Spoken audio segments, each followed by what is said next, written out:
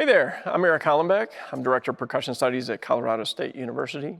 In this video, I'm basically talking about the 2018 Colorado All-State Band and Orchestra audition material for Mallets. And we're going to start basically by looking at the etude on page 32, the recital pieces for Mallets by Garwood Whaley.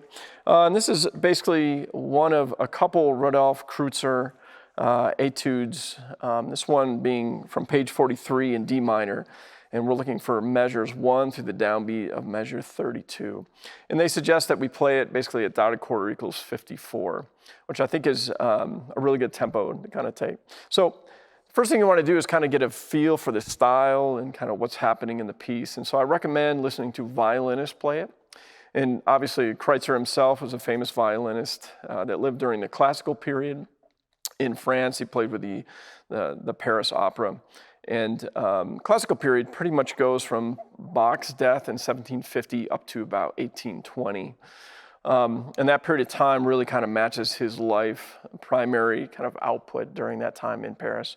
So this etude was originally obviously written for a violin. You want to listen to a violin so you get an idea of how they kind of pace it, how they phrase it, and the overall sense of kind of tempo and feel for the piece.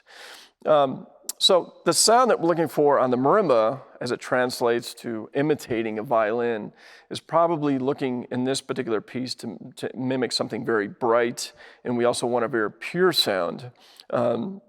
So therefore, there's a couple things. Obviously, we can talk about mallets, and the mallets I use are the Innovative Percussion 814s. Which are also known as the green Mark IVs, if you will. But the sound we get is really relatively bright compared to other mallets, and there's quite a bit of weight, which really works in the top end of the instrument to get, I think, a really pure sound from the instrument. So you want to play all the notes in the center of the bar. So as you're playing B flats, C sharps, which are indicative of the D natural minor, D harmonic minor that are used a lot in this piece. You really want to kind of move to the center, not play on the edge of the accidental bars, again, to get that pure kind of equal sound. So something you want to do in this piece is you want to imply the meter. It's very important. Obviously, it's kind of an etude, so we don't have a designation towards a dance, but it really feels like a Baroque jig to me. And jigs typically get emphasis on one of a dotted quarter. So 1, 2, 3, 4, 5, 6 being in 6, 8 in this piece. So as you play this, you want to kind of lightly emphasize 1 and 4 of this piece. Now, that means basically as you play, you're going to end up doubling your left hand if you use 2 mallets. You can use 4 mallets or 3 mallets, but in particular in this piece, I've chose to use 2. And therefore, as I play it, I want to make sure that your left hand is going to end up doing. And that little figure right there, which is double stop, as you play that, you want to kind of make sure that's light and not too heavy. You don't really want to accent that heavily. So just be careful kind of how you handle that. And that figure right there, that it's going to come over and over, and you want to make sure those double stops together and it's not too heavy on the double stop itself. This piece, this etude actually goes through quite a few keys. We're talking about basically D natural and harmonic minor, G minor, E harmonic minor, and C major. So all those scales I would basically work on out of context so you get used to seeing those patterns. And this etude, in particular the mallet etude versus the snare drum versus the timpani etude, is really a place where you want to probably use the most expressive interpretation that you can use. For the snare drum, you really want to play exactly what's on the page, very non-expressive. Same with timpani. Timpani, you can do a few inflection things that are in the music, but generally you want to make sure that you're, on the mallet etude, really inputting your own personality and your own sense of direction. You'll hear this in the violin parts, but generally as lines ascend, you can crescendo. As they descend, you can decrescendo. There's a lot of repetition in this piece, and it's pretty much written in 4-bar phrases.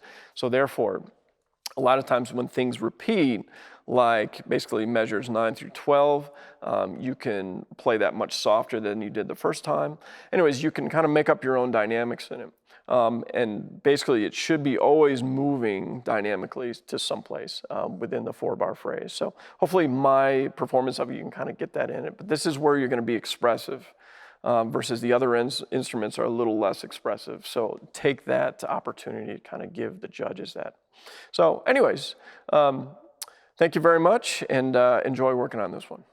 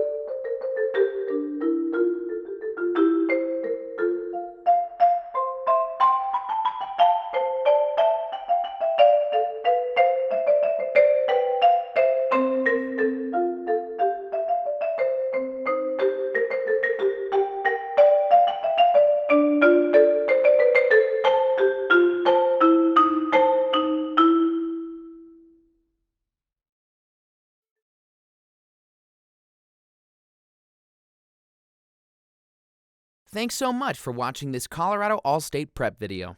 If you have any questions or concerns, please visit music.colostate.edu for more information, including the opportunity to schedule an individual visit with the School of Music, Theater, and Dance. Good luck on your audition.